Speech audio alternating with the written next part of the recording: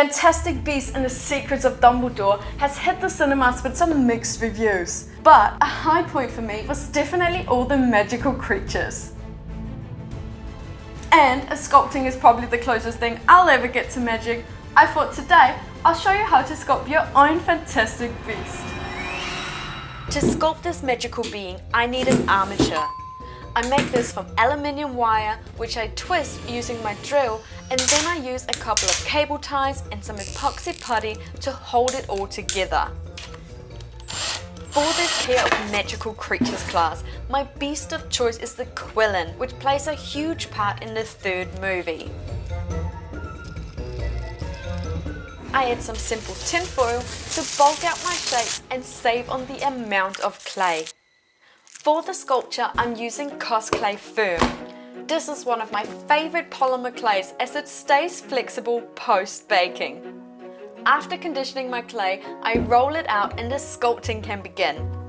I block out the body in a roughly even layer of clay before starting to refine the shapes. In the movie, the Qilin is a gentle and sad little creature with great powers, such as the ability to see into your soul and using that ability to predict the immediate future.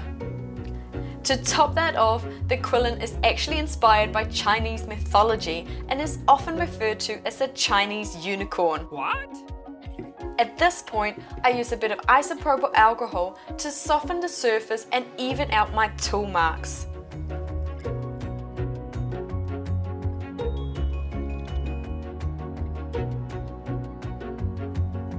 CosClay can get a little sticky, especially when using iso to soften it, so I use cornstarch throughout, which removes any tackiness.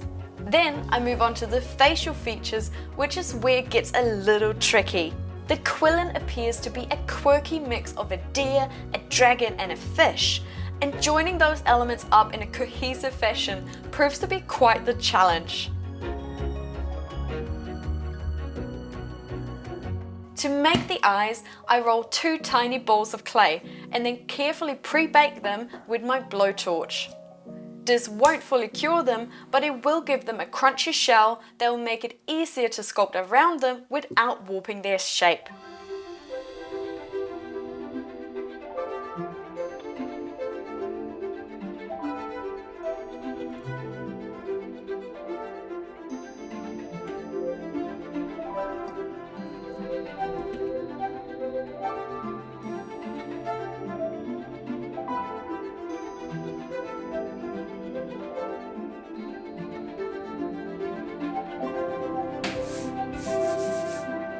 Then it's time to add a bunch of tiny horns, which I pre-bake in the same fashion as the eyes.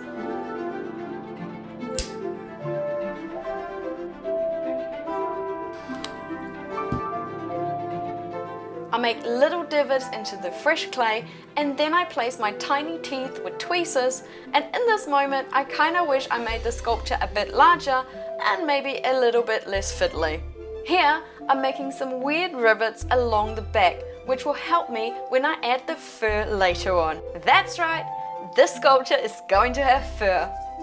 To add the fish hybrid element of this creature, I need to make a special tool. So I get creative with a popsicle stick, a Dremel and some sandpaper to make a custom tool for sculpting fish scales.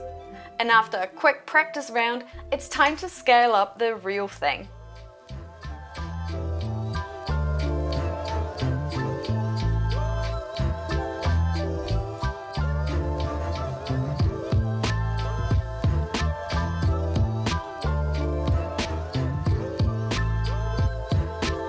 Of course, the Qilin also needs a tail, and as I don't want it to be floppy, I'm inserting a little additional piece of armature wire and then joining it to the rest of the body with bacon bond.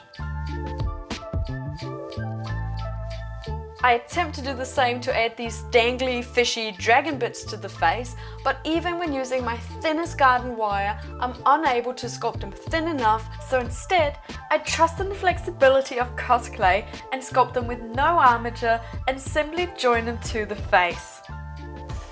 Then, it's time to bake my magical creature in the oven before moving on to painting with acrylics. The Qilin has some very natural and earthy colours, but I'm going to take a little bit of creative freedom by adding a splash of gold.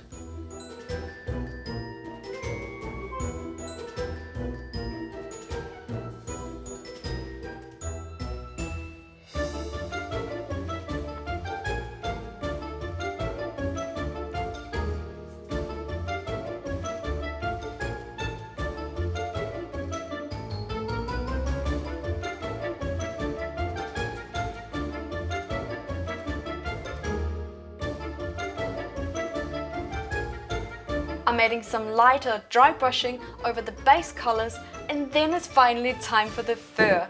For this process, I'm drawing on my experience as a special effects makeup artist and will be hand laying the hair with Pros-Aide medical grade glue.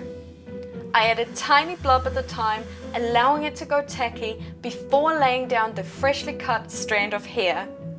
I then repeat this process over and over, which feels like it's taking forever, but it looks so tidy and the final result will be totally worth it.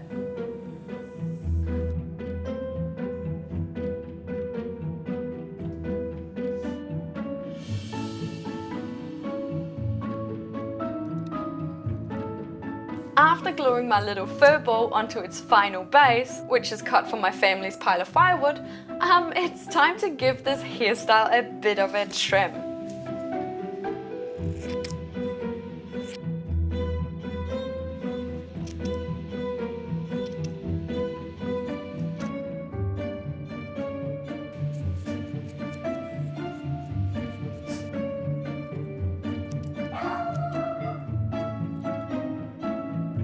Then I add a bit of gloss to the eyes, the nose and the hooves to make them look shiny. With the magical creature complete, all there's left to do is create a bit of a mossy environment around it. I glue some lumpy pieces of real moss down with my hot glue gun.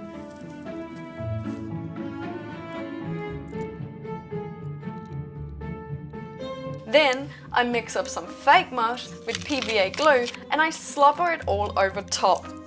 While the PVA glue is still wet, I sporadically drizzle some colourful flocking to make it all a bit more fantastical. I leave the glue to set overnight, and that completes my baby Qilin from Fantastic Beasts.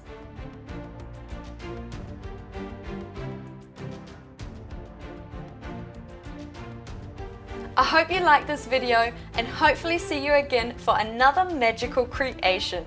Bye!